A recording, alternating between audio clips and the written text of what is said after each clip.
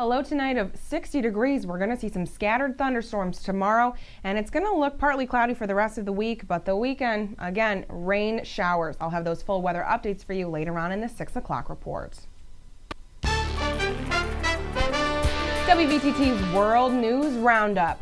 It seems like children are among the dead and wounded in Syria every day, and even if they survive and recover, the scars will likely stay with them forever. We're going to introduce you to one family that's trying to recover from some very painful wounds. Some you can see and some you can't. CNN's Yohama Karadesh reports from Amman, Jordan.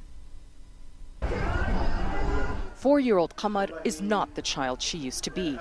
She rarely smiles and doesn't like to go out, embarrassed by her scars. Her 3-year-old sister Rahaf may act more like her age, but her father says she too has changed. Rahaf used to always tell me, "I am cute, I am pretty," he says. Now she tells me, "I am not pretty, I am burned." In late December, a shell slammed into the family's home in the flashpoint city of Homs. The children caught fire. I was running to get them, and my arm was on fire. I was not thinking.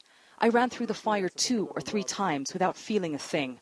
The only thing on my mind was that my children were inside. I could hear their voices, hear them crying, Walid recalls. 8 months on, the memory, the images, still overwhelming. Walid's wife, who asked not to be filmed, was pregnant with their daughter Noor. She escaped almost unharmed along with their 6-year-old son Abdul Malik. The family was initially treated at a government hospital, but quickly left, fearing Syrian regime forces would raid the facility. Secret field hospitals could provide little care. So in May, Walid made the decision to flee to Jordan, a difficult and dangerous 5-day journey. Home now for this family of 6 is a single hotel room in downtown Amman. Walid and his daughters have undergone multiple surgeries in less than 2 months. They're among 200 Syrians who are part of a surgical program provided by the aid group Doctors Without Borders. Their surgeon says most of the crucial surgeries are done. They will soon start physical therapy.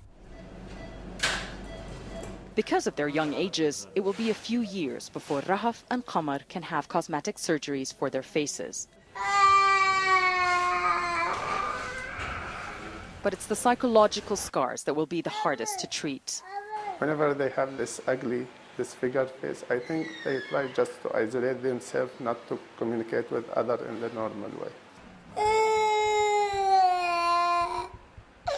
Walid tries to comfort Rahaf as she recovers from another surgery, ease some of the trauma and pain as the family tries to recover from wounds that may never heal.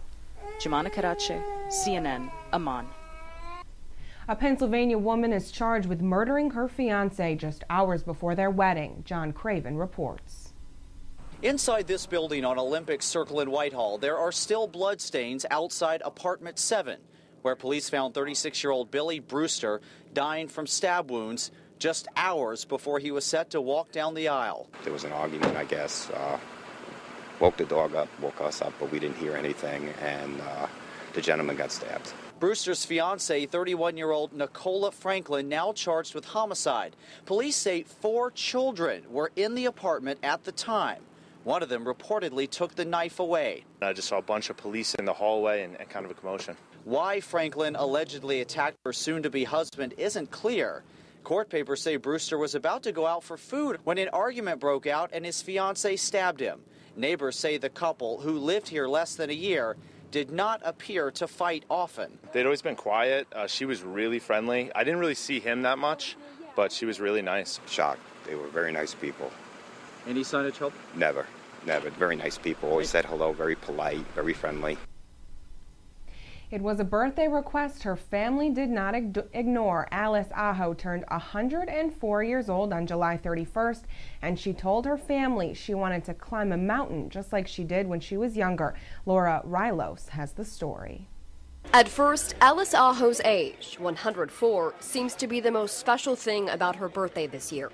But there's a unique gift waiting after brunch with her family at Timberline Lodge. You getting tired, Grandma? A trip to the summit of Mount Hood. Alice climbed it 3 times before with her late husband Edward before they had children. This is her first time up the mountain in decades. Ooh, I haven't got anything to hang on to. Once the safety bar is in place, Alice begins her ascent up Mount Hood. Okay, here we go. Here we go. She is flanked by her grandchildren and great-grandson. Is this about what it looked like when you climbed it, Grandma, with about as much snow? There was more snow. More snow. Oh, yeah. As the lift carries the family higher up the mountain, Alice begins to enjoy herself. You're in the air, just like a bird. The memories flood back. Once we went up the Cooper Spur, the north side, and then stopped at the top, and then came down the south side. Then the chairlift drops them off near the top. Alice takes a few steps through the snow with the help of her family. You're on. And you're on Mount Hood. Yeah. You ready to go to the top? Not today. A few more steps, and she takes in the view. The idea for this trip was hatched when Alice told her daughter-in-law she'd like to climb a mountain for her birthday. Alice says she was joking. Now that she's here, so close to the summit, she's grateful they took her seriously. So far, the mountain's just the same as it ever was. No, it's very nice. I enjoy being up here.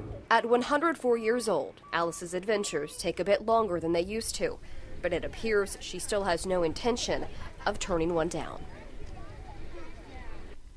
Sports is next with Derek Smith. He breaks down USA's medal count. You don't want to miss it. Keep it here on News Channel 25 WVTT.